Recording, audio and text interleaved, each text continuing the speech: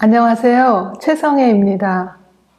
가난하고 보잘것없는 집에서 태어난 사람을 요즘 유행어로 흙수저라고 하지요. 예전에는 이런 사람을 복 없이 태어난 사람이라고 했습니다. 오늘 소개해드릴 지구시민 이야기는 이렇게 복 없이 태어났지만 스스로의 노력으로 돈도 100억 원 이상으로 많이 벌고 좋은 일을 많이 하면서 선행의 금수저로 멋지게 사신 어느 할머니와 할아버지의 실화입니다. 요즘 청소년과 젊은이들을 만나서 소원이 무엇이냐고 물어보면 대부분 돈이 아주 많았으면 좋겠다고 합니다. 얼만큼요? 하고 물으면 몰라요. 그냥 무조건 많았으면 좋겠어요.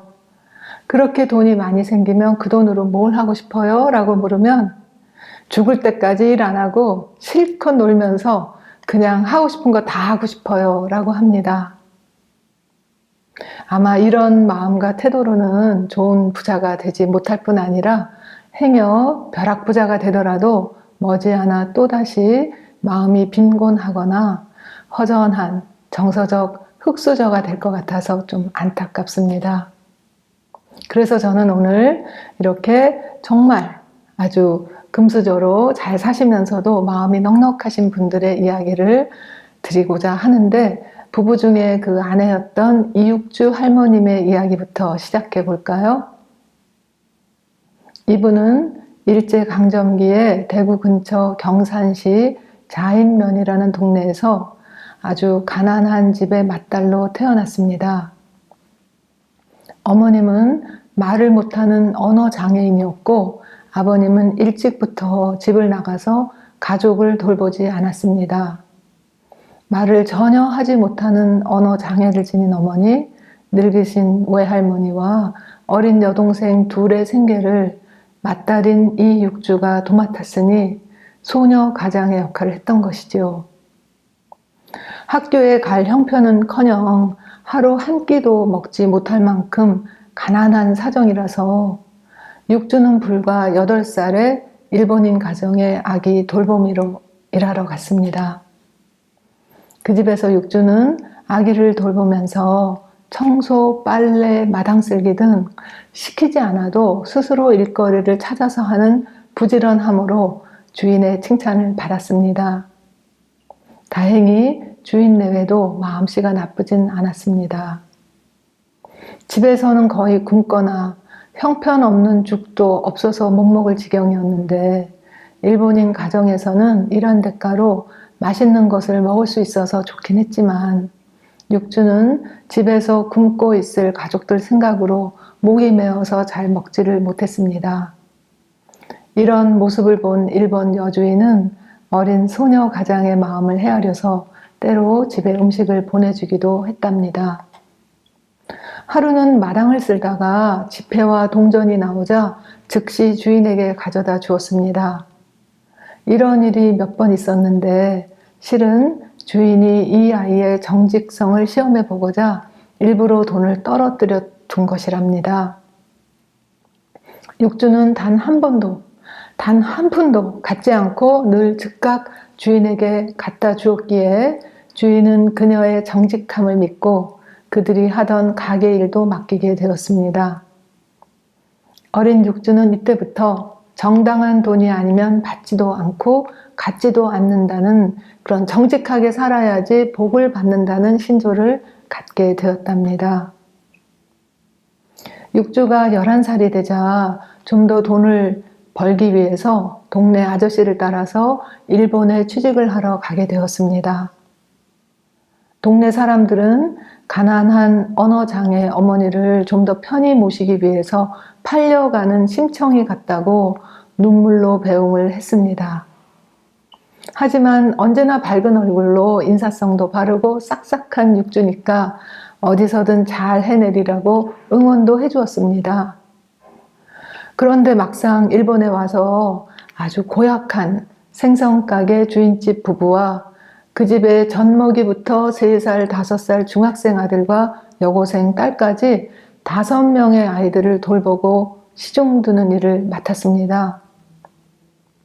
아무리 열심히 일해도 주인은 늘 쌀쌀 맞았습니다. 가장 견디기 어려웠던 것은 여학생이던 그 집 맏딸이 조센징 촌뜨기라고 멸시하는 것이었습니다. 육주는 결국 이 집에서 1년이나 일을 했지만 한 푼의 월급도 못 받은 채 공장에 취직하기로 작정했습니다. 이렇게 취직한 곳이 큰 내복 공장이었는데 나이는 어렸지만 일을 빨리 배우고 부지런해서 몇 해씩 일했던 다른 여공들보다 더 빨리 숙련공이 되었습니다. 물론 이곳에서도 인종차별을 받았지만 육주는 꿈이 있었습니다. 돈을 모아서 외할머니 옷도 사드리고 동생들 학교에도 보내주고 또 엄마를 굶지 않게 해야겠다는 목표가 뚜렷했기에 남들이 놀거나 쉴 때에도 열심히 일해서 다른 숙련공이 하루에 10개의 스웨터를 만든다면 육주는 12개, 13개를 만들었고 흠없이 가장 잘 만들어서 칭찬을 받았습니다. 한 번은 공장에 불이 났는데 모두들 우왕좌왕하면서 어쩔 줄 몰라 하던 중에 육주는 혼자 들기 어려운 무거운 아이언 매트를 번쩍 들고 와서 불을 껐습니다. 이 일로 사장에게 상금을 받았는데 육주는 이 상금으로 과자를 사서 다른 직공들과 나누어 먹었습니다. 또 과로와 영양실조로 몹시 아픈 여공에게 보너스로 받은 돈으로 만두와 귤을 사줘서 기운을 차리게 했습니다. 고향에 보내기 위해 자신을 위해서는 돈을 그리도 아꼈지만 이렇게 남에게 인정을 베푸는 육주를 차츰 일본인 동료들도 무시하지 못하게 되었습니다. 그래도 받은 월급은 꼬박꼬박 저축을 했는데 한 번은 사장님이 통장을 보자고 해서 마지못해 보여드렸더니 깜짝 놀라면서 다른 직공들은 월급을 타면 대부분 맛있는 거 사 먹고 옷 사 입고 버는 대로 쓰는데 너는 한 푼도 안 쓰고 다 모았구나. 기특하고 장하다. 너의 얘기를 신문에도 내고 방송에도 알려야겠다 하면서 크게 칭찬을 해주었다고 합니다. 육주는 3년 만에 돈 100냥을 모아서 고향에 돌아와 그 돈으로 논 네마지기, 요즘으로 하면 800평을 샀습니다. 이제 굶는 일은 없겠지 하면서 기뻐했습니다. 또 이미 일본 내복 공장에서 기술을 터득한 덕분에 부산에 있던 당시 직공이 6,000명이나 되는 아주 큰 조선 방직 공장에 좋은 조건으로 특채가 되었습니다. 이곳에서도 남들보다 부지런하고 성실하게 꼼꼼히 일을 해내자 승진에 승진을 거듭했습니다. 입사한 지 불과 2년 만에 6,000명의 직공을 지휘하는 여공장장이 되었습니다. 당시 육주의 나이는 겨우 17살이었는데 말이에요.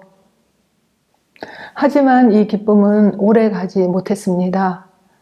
공장에서 수십 년 일해도 그런 높은 직위까지 오르지 못한 다른 직공들로부터 시기, 질투, 모략을 받다가 급기야는 거짓 도난 사건에서 육주가 범인이라고 모두들 짜고 욕하고 때리고 고문하는 일이 벌어졌습니다. 아무리 결백을 주장해도 미리 짜놓은 각본대로 도둑에 누명을 씌워서 엄청나게 때렸지만 죽는 한이 있더라도 거짓을 진실이라고 말할 수 없다는 신념으로 버티던 중에 진짜 범인이 발각되었습니다. 누명은 벗었지만 이때 너무 많이 맞은 탓에 늑막염이 걸려서 병원에 수개월 입원했고 병원비로 그동안 애써 벌었던 모든 저축과 논마저 팔게 되어 다시 빈털터리가 되었습니다. 하지만 이에 주저앉을 육주가 아니었습니다. 다시금 가족을 먹여 살리기 위해 처녀의 몸으로 도붓장수가 되었습니다. 경산에서 대구까지 하루 왕복이 100리, 즉 40km였는데 눈이 오나 비가 오나 1년 내내 5, 6년을 한결같이 장사를 해서 동생들 학교도 보내고 시집도 보내주었습니다. 그동안 외할머니도 돌아가셨기에 늙은 어머니를 모시기 위해 자기는 시집을 안 가겠다고 작정을 했답니다. 그러던 육주가 25살이 되었을 때 운명의 남자를 만나게 됩니다. 남편의 아버지, 즉 장차 시아버님이 되실 분이 육주에 대한 소문을 듣고 찾아오신 거예요. 벙어리 어머니를 모시는 너의 운명과 귀머거리 아들을 둔 나의 운명을 맞바꿔서 서로 도와가면서 살자. 부디 우리 아들과 결혼을 해다오. 그래서 오래 망설이던 끝에 어머니를 극진히 모시겠다는 남편의 약속을 믿고 결혼을 했습니다. 남편 되시는 박병립 씨는 어쩌다 청각 장애인이 되었을까요? 원래는 아주 총명하고 착한 아이였는데 그만 11살에 열병을 앓다가 고막을 잃게 되었대요. 예전에는 장애인에 대한 편견과 차별이 무척 심했기에 결혼하기가 어려웠던 거예요. 그래도 그는 어릴 때 이미 터득한 한자와 또 아버지를 따라다니면서 익힌 집수리 기술을 바탕으로 혼자서 공부를 한 건강하고 성실한 청년이었습니다. 둘은 만나자마자부터 대화가 잘 통했다고 합니다. 왜냐고요? 육주님은 말을 하지 못하는 어머니와 수화로 소통을 해왔고 귀가 잘 안 들리는 병립님은 육주님의 입 모양을 보고 빨리 말뜻을 알아차렸기 때문이랍니다. 이들은 해방 이듬해인 1946년에 혼인을 하고 남편은 집 짓는 공사터를 따라 이곳저곳 다녔고 아내는 일꾼들의 식사를 정성껏 마련해서 일하는 사람들이 배불리 먹을 수 있게 했습니다. 박병립 씨는 비록 귀는 들리지 않았지만 누구보다 부지런했고 공사를 아주 꼼꼼하고 철저하게 하면서 재료와 시간의 낭비가 없도록 해서 신용을 쌓았습니다. 또 일꾼들의 품삯을 단 하루도 늦지 않도록 자신의 돈으로 미리 지급하기도 함으로써 일꾼들은 사기가 높았고 팀워크가 잘 됐으며 청각 장애인의 지위를 잘 따랐습니다. 한창 일이 잘 되어가던 무렵에 6.25 전쟁이 일어났고 홀로 계신 시아버님이 걱정돼서 일하던 강원도에서 시아버님이 계신 경기도 부평까지 총탄을 뚫고 며칠씩 굶어가면서 결국 시아버님을 만나게 되었습니다. 와중에도 평소 탐구열과 호기심이 높았던 박병립님은 피난 중에도 탄피나 기계 등에 관심을 보이면서 전쟁이 끝나면 집과 건물을 지을 일이 넘쳐날 것을 예상하고 구들장 고치는 작은 일부터 집과 공장을 짓는 큰 건축, 토목일까지 공부하고 준비했습니다. 여기서 부자가 되는 첫 번째 비결이 있죠. 즉 부자는 준비성이 있다는 것이에요. 전쟁 후에 대구에 정착해서 그들은 신용, 정직, 근면으로 많은 돈을 벌었고 부서진 헌집을 사서 튼튼하게 잘 고쳐서 팔고 부지를 확보하면서 저축을 하였습니다.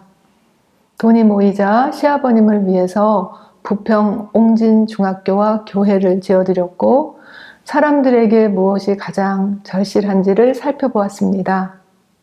자, 부자가 되는 두 번째 비결이 여기 있죠. 부자가 되는 사람은 남들에게 필요한 일을 한다는 것이에요. 당시 대구 신천동 일대는 피난민이 5만 명이나 되었는데 물이 부족해서 멀리까지 물을 길러 가거나 비싼 돈을 내고 사야 하는 어려움이 있었습니다. 이 부부는 풍부한 생활수와 식수를 공급할 수 있는 파이프 공사를 해서 이전까지 한 통에 200원, 300원 하던 물을 단돈 10원에 살 수 있게 했고 또 목욕을 하려면 먼 이웃까지 가야 했던 것을 보고 목욕탕도 지어서 살기 좋은 동네로 만들었습니다. 당연히 땅값도 올라가고 사람들은 훨씬 편리하고 청결한 생활을 할 수 있게 되었습니다. 돈이 모이자 이육주님은 늘 어렵게 살아오신 어머님 회갑잔치를 잘 치러드리고 싶었습니다. 그래서 마을 노인과 장애인들을 다 불러서 소를 3마리나 잡고 아주 큰 잔치를 하려고 했어요. 하지만 단 하루 잘 먹고 끝날 잔치에 거금을 드리기보다 농촌 마을 사람들이 두고두고 책을 읽을 수 있는 도서관을 짓는 것이 더 뜻있는 일이지 않겠느냐라는 어느 지인의 조언에 따라서 고향 자인 마을에 아담한 도서관을 지었습니다. 아내의 뜻을 존중한 박병립 남편이 벽돌 한 장, 못 한 개라도 다 점검하면서 손수 지었는데 이것이 우리나라 최초의 면 단위 도서관이 된 자숙 도서관입니다. 자인 마을 이름에서 자자를 따고 어머님 성함에서 숙자를 따서 지었다고 합니다. 1966년부터는 미니버스로 이동 도서관을 운행하면서 책을 무료로 빌려줌으로써 책을 사서 보기 어려웠던 인근 농촌 지역 사람들에게까지도 도움을 주었습니다. 이전에도 어려운 사람을 보면 선뜻 돕던 이들 부부는 이후부터 본격적으로 좀 더 의미와 가치 있는 일에 자신들이 번 돈을 쓰고자 했습니다. 두 분 다 어렸을 때 가난, 전쟁, 장애 등으로 학교를 제대로 다닐 수 없었던 것을 생각해서 당시 재정난을 겪던 경산여중을 인수하고 상주, 창녕 등지에도 학교를 6개나 설립했습니다. 1972년부터 시작된 학교 사업은 지금도 계속되고 있습니다. 당시 1,000억 원이 넘는 큰 돈이 들었고 지금의 가치로 평가하면 이보다 훨씬 더 많은 금액이죠. 무엇보다 교실, 체육관, 운동장, 기숙사 등을 박병립 이사장님이 손수 지었습니다. 이들은 돈을 정직하게 벌었고 아주 검소하게 살면서 번 돈을 사회와 미래를 위해서 아낌없이 돌려준 것입니다. 이육주 할머니는 돌아가실 때까지 내복 한 벌로 꿰매 입고 기워 입으면서 살 정도로 아꼈고 박병립 할아버지는 매일 작업장에 남들보다 1시간 먼저 도착하고 맨 끝까지 정리를 하셨습니다. 저는 우연히 이분들에 대해서 알게 되었고 연세가 많으셔서 혹시 생존에 계실까 하는 의문을 갖고 찾아보니 이육주 할머님께서는 이미 작고하셨고 박병립 할아버지는 올해 100세로 아직도 매일 학교의 마당일과 건물 손보는 일을 하고 계시다는 것을 알게 되었습니다. 그래서 지난 5월에 경산 여중고에 가서 직접 만나 뵙고 왔습니다. 너무나 건강하시고 겸손하시면서 또 활동적이신 모습을 여러분들께도 보여드리고 싶어서 허락을 받고 사진을 찍었습니다. 평소에는 작업복을 입으시지만 이날은 손님을 맞기 위해서 모처럼 양복을 입으셨답니다. 이분과 아내 이육주 여사님의 미래를 위한 큰 뜻이 경산여중고 교장 선생님들, 교직원, 학생들의 밝고 따뜻하고 행복한 모습에 생생히 살아 있었습니다. 참고로 이 학교는 이 지역에서 학부모님들이 가장 자녀를 보내고 싶어 하는 학교랍니다. 저는 우리나라에 이런 분들이 계시다는 것이 너무나 자랑스럽고 고맙습니다.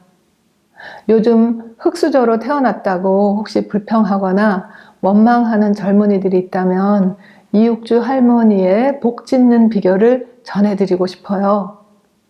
할머니는 생전에 이렇게 말씀하셨답니다. 나는 학교 문전에도 못 가봤고 어릴 때 먹을 게 없어서 썩은 배춧잎, 버려진 음식을 주워 먹고 자랐습니다. 그러나 정직하고 부지런하게 살면서 아끼고 남을 도우면 복이 자꾸 생깁디다. 내 복을 내가 짓지 누가 대신 지어줍니까? 라고요. 여러분도 복을 많이 지어서 이육주 할머니, 박병립 할아버지처럼 행복한 금수저가 되시기를 바랍니다. 얼마 전에 배웠을 때 박병립 할아버지는 100살에도 매일 기쁘게 일하며 사니까 아침에 눈을 뜨면 지금 천국에 있는 건지 세상에 있는 건지 모르시겠다고요. 욕심 없이 최선을 다해서 사시는 삶, 신선이나 천사의 모습이 이와 비슷하지 않을까요? 오늘은 가난밖에 물려주지 못한 부모님을 끝까지 공경하면서 고생하고 아끼고 모은 전 재산을 학생들과 장애인, 노인들을 위해서 기부한 흙수저에서 금수저가 된 이육주 할머니와 박병립 할아버지의 복 짓는 비결 이야기였습니다. 감사합니다.